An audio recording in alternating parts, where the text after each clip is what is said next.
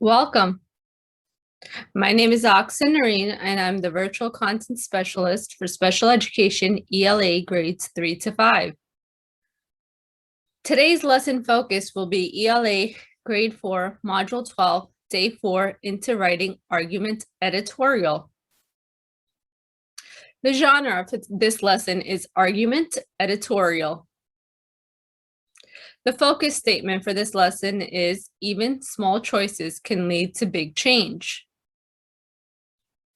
The lesson objectives are discuss features of an editorial, narrow the topic for an editorial, set goals for writing, plan the first draft of an editorial, and for language, discuss the features of editorials using academic language. The resource which I will be sharing with you will be used during the independent work part of the lesson. During this time, the students will be planning out what their editorials will look like and what their stance will be in their piece of writing. So let's get started.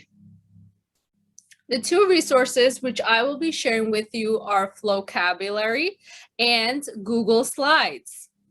So what is Google Slides? Google Slides is an online presentation app that lets you create and format presentations and work with other people. And what is Flocabulary? Flocabulary is a learning program for all grades that uses educational hip-hop music to engage students and increase achievement across the curriculum. So let's take a closer look. In this lesson, students will be writing and learning about editorials. So it's important to explain to them what are editorials. An editorial is an article that states the newspaper's stance or opinion on a particular issue. Basically, it is a persuasive essay that offers a solution to a problem. It's an also opinion piece of writing where the author or the writer states their opinion. Editorials appear on the newspaper's editorial page. It's a page which includes editorials, columns, opinion articles, reviews, and cartoons. Editorials should be clearly stated and not presented as news. So let's start out by watching our Flocabulary video, which will familiarize students with what is opinion writing and what are the different elements of this type of writing and how it will be utilized when writing their editorials. So let's get started. This is our Flocabulary video. It will stop at different parts for students to answer some questions based on what is happening in the video. Here we go. Hey Maurice, did you finish the opinion piece for the school newspaper? Of course I did. I wrote about why breakfast is the best meal of the day. What a great topic. Wait a minute. This just lists your favorite breakfast foods. Uh-huh. And it says here that it's best because you say so. Sure is. And the last sentence says you like dinner just as much. I do. So the first question is, explain why this is not a great way to end Maurice's opinion piece. Students will jot down answers and you will review some of those responses. Let's continue. I think we're gonna need to work through this one together.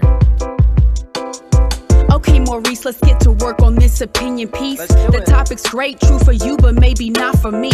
Let's start by stating your opinion very clearly. Breakfast is the best meal, period. You feel me? The next question is, why is it important to state your opinion very clearly at the beginning of an opinion piece? Again, students will jot and answer this question in their notebooks. Let's continue. This shouldn't never be a fact or something always true. For example, you won't argue that the sky is blue, but facts are needed to support your opinion and explain why you're eating scrambled eggs and not chicken. There's some phrases that you might need to know to make it super clear. And opinions, what you wrote, those are I think to me, in my opinion, just to name a few. I think breakfast has by far the best kinds of food. Sweet. And adjectives can be a big helper. Best, worst, better, easiest, or healthier. Hook in your reader with an interesting intro to keep them excited for your piece that's essential. Opinions, true for you, but but not everyone. When you're writing an opinion piece, here's how it's done. State it clear and support your ideas with facts. Who's got opinions in here? Opinions, true for you, but not everyone. When you're writing an opinion piece, here's how it's done. State it clear and support your ideas with facts. Who's got opinions in here? Yeah, now let's talk about supporting facts. The next question is, why are facts important in an opinion piece? Let's continue. Reasons and examples, they have your opinions back. You'll need at least 2 reasons to explain how you came to your opinion to make sense of what you're saying. These can be facts or even personal reasons that support your opinion and convince the people reading. To help the reader follow, you should use linking words like first, next, finally, second, or third. I see. Let me try. Here's why breakfast rules. Why? The next question, do you like lunch or dinner better? What reasons would you use to support that opinion? Let's continue. Why? First, it gives me energy before I go to school. Facts. Next, orange juice is amazing. Pancakes too. Orange juice is healthy and pancakes always make me full. Great, that was a fact and one more opinion, but you added more facts to back it up. Now you get it. To wrap it up, restate your opinion and the reasons you believe it, then the piece is completed. Opinions, true for you, but not everyone. When you're writing an opinion piece, here's how it's done. State it clear and support your ideas with facts. Who's got opinions in here? The next question, why is it important to be able to express and support your opinions? Opinions, true for you, but not everyone. When you're writing an opinion piece, here's how it's done. State it clear and support your ideas with facts. Who's got opinions in here?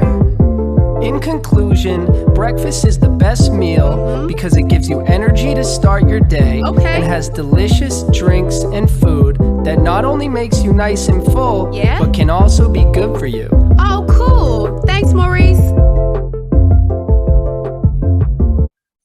Okay, so the next resource that we will be sharing with you is a Google Slides resource that students will utilize when they are doing their independent work and they are planning their editorial writings. So let's take a closer look at that. So this is a graphic organizer that students will be using to plan their editorial writing pieces. So let's zoom in a little bit and take a closer look at this graphic organizer, which will be available to students through Google Slides. So if you look at it, it's a fun and interactive graphic organizers that students can fill out. The head of this robot, which students will be filling out, will include the intro where they will present the problem or solution. Now, students are able to type into this document once the link is shared with them, so teachers will have access to all the work that they're doing. The neck part will be taking a stand. What is their stand against the problem or solution?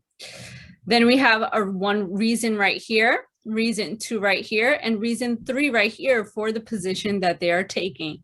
On the sides, you have these reminders for students. It says opposing viewpoints are rebutted, meaning that the opposite of what the students believe in should be clearly stated and addressed in their essays.